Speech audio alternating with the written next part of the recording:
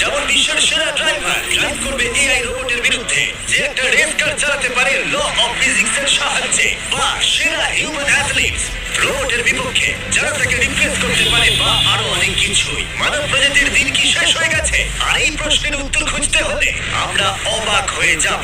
আমরা শুরু করব পৃথিবীর সবচেয়ে শক্তিশালী মানুষকে দিয়ে ভার্সেস এই ম্যান। এটা অনেক বড়।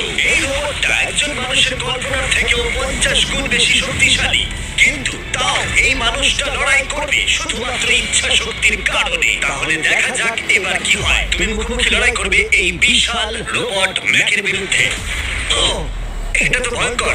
এই চ্যালেঞ্জটা খুবই সিম্পল। তোমাকে এই তিনটে গাড়ি উল্টাতে হবে আর এই বাসটাকে ওখান থেকে টেনে নামাতে হবে ম্যাক এটা করে ফেলবার আগে। আর সেটা যদি না পারো তাহলে মানবতা প্রথমেই হেরে যাবে। আমাকে জিততেই হবে। আর আমরাও চাই তুমি যেত।